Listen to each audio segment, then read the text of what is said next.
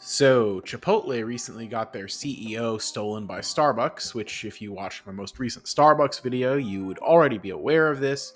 And honestly, you've probably heard it through the grapevine anyway. Now, the stock dropped from 56-ish down to like 51-ish. It was roughly a 10% drop on the news. It's not quite as low as it was when the news first happened, but some people are saying, hey, the stock's down a little bit. This kind of a pullback, not all that common with Chipotle. Is this potentially creating, maybe an opportunity to get in or to, get a good deal on this stock? So we're going to take a quick look at some of the financials for Chipotle and some additional thoughts to see if maybe it's a good deal today, or perhaps if I would hold out and wait for it to potentially drop lower. So the first thing I want to highlight is definitely a positive, and that is Chipotle has some really solid growth. You see very consistent and steady top-line revenue growth. They probably have the ability still to this day to open more stores in more locations. I don't think they're nearly as saturated, and you can probably expect to see more overall revenue growth in a name like Chipotle than you could in, say, something like a McDonald's that's a lot more mature and saturated in the market. Now, that's not to say Chipotle is not big. They certainly are. And at some point, yes, they probably will reach a point where they can't necessarily drive growth from new store openings alone. Same store sales are going to be important, of course, and efficiency. But all in all, I do think that they do still have some runway left ahead of them. How much is probably the part that's up for debate. Now, they don't pay a dividend, right? So that kind of makes sense. Like, dividends are not really the in-style thing, especially for growing, like faster growing companies.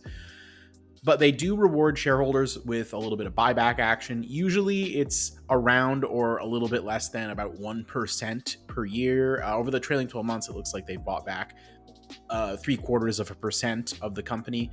Now, buybacks, it's a function of if you think the stock is a good buy today and they don't need that capital to drive sort of fundamental growth in the business. Like, this isn't money that they could have otherwise used to open a bunch of new stores and get better growth in their net income from that versus just buying back shares. So if you think that, like, they put all the dollars that they possibly could into growing their business, intelligently and at a good rate of return, then with whatever's left over, if they want to do some buybacks, I'm okay with that. As long as the stock price, you think that you're getting a good price for what the business does today, plus, maybe their future growth makes it worth a little bit of a premium. Apple's been doing that model for, almost 15 years now, it seems like. So maybe that same model works for Chipotle if the growth is there. However, even if this is the best burrito restaurant on earth, with the most growth you could possibly expect from a burrito restaurant, I do have to question the valuation a little bit. Are the buybacks really efficient at this price? We have a price to earnings in the 50s, which, that's whatever, but it's actually pretty close to the price to free cash flow, which is also in the 50s, so 52 versus 55. So they're pretty closely correlated. You do like to see that because it means that there's not probably any kind of weird accounting shenanigans going on here. And their price to operating cash flow is 38. Now, if you've seen my previous fairly recent videos in the last few weeks about Amazon and Google, Chipotle right now is more expensive than Amazon and Google. In what world does it make sense to pay a higher multiple for a burrito restaurant, even if it is the greatest burrito restaurant in the world with the tastiest beans and rice and the best scoop of guac money can buy, even if those things are the case, I have a hard time believing that it's a good idea to pay a higher multiple for a burrito restaurant that just lost the CEO that was responsible for a lot of the growth we just looked at than what we would pay for Amazon or Google with the way they can really pull levers to drive profitability. The levers they can pull at scale, to me, seem a lot beefier and a lot better and accretive on the bottom line than what Chipotle can do. Chipotle can test price point on their food, right? They can there's things they can do like that. They can try different promotions, come out with different products, and try them out in their stores. But the levers that they can pull compared to what Google or Amazon can do to drive profit at scale, much smaller. Maybe the percent of top line growth in Chipotle could be higher because Google and Amazon are already so big, but I just don't see the potential future growth in the bottom line being such and the moat being such that it's even comparable really to an Amazon or a Google. And I know they're not in the same industry, but you only have so many dollars to invest, and probably you want to have the best investments possible. So I guess let's see what the analysts think about this real quick.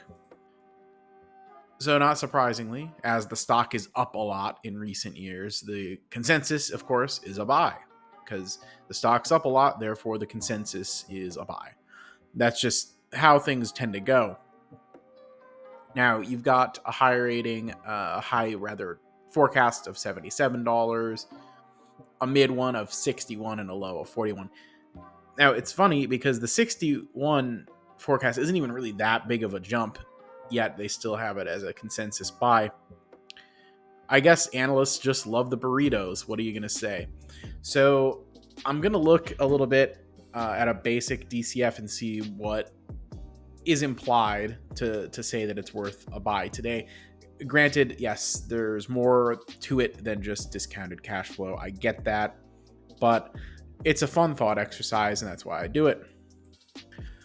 So in this model, to justify a valuation of $52 to $53, you would have to assume they're going to hit the analyst consensus estimate for EPS for 2025. This isn't even 2024's numbers. These are 2025's numbers. We're going to give them credit for that right off the rip. $1.31. We're going to give them the standard 10% discount rate. You can argue if a 9% is actually more appropriate or whatever. Some people like to actually go higher for a margin of safety if they're really cigar butt investors like me. But okay, we'll just put it at the 10%. Give them credit for the tangible book. They've got a reasonable amount of assets, and I don't think they're too overly levered. So, okay, sure, give them that couple bucks there. We're talking about 20% growth over a decade, and that's annual growth on the bottom line. That is a lot. Okay, it's assuming that they get the 20-some% growth already for 2025, and then that they just kind of continue growing at that rate. With very little margin for anything short of stellar execution. And even with stellar execution, I don't know that this is very realistic. So it comes down to kind of like the basic valuation sniff test. Essentially, it doesn't even really pass that, because when we were looking at the valuation metrics earlier, and you compare them to absolute juggernauts with massive profitability levers like Amazon and Google, and this thing's at a higher multiple than those, and then we have to assume basically this ideal perfection scenario that's beyond good for the next decade or so to justify today's price.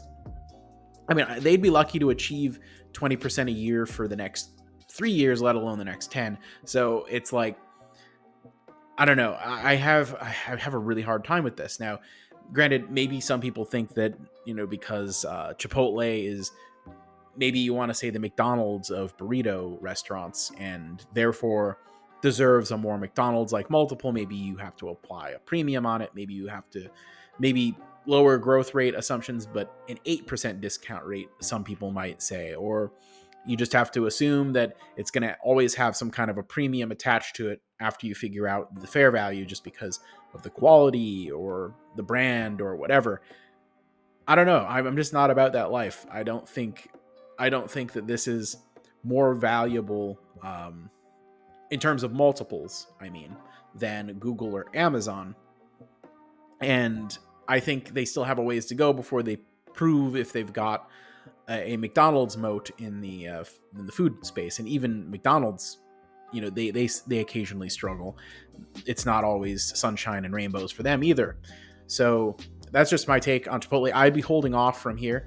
Now, if it dropped like another 25% or something, if it dropped into the low 40s or something like that, and one of the analysts did have a like a $42 target there, then maybe I get a little bit closer on this. But right now, for me, it's a pass. And hey, maybe you're gonna buy it and it'll go up to 100 in a year and you'll all be laughing at me. Okay, that's cool. It's just, this one, I just cannot get behind this valuation. Make sure that you comment below if you have Chipotle stock in your portfolio, or if you don't and you're with me, let me know what price you might consider putting it on your watch list for. Make sure that you hit the subscribe button. Help me grow my audience. I'm trying to get to 3,000 subscribers in record time. Also, like for the algorithm, join the Discord, link in the description. Follow me on X at Mr. Macho Mog. I am trying to get my first 500 followers on there. We're over 300 now, so going strong. Definitely, if you want to support the channel directly, what you can do is you can consider becoming a channel member. It doesn't cost very much. My lowest tier is just $1 because I want anyone who wants to support the channel, even at that level, to be able to afford to do so. I don't want anybody to be priced out of showing their support. So take it easy, everyone. Thank you all for watching and have a wonderful day.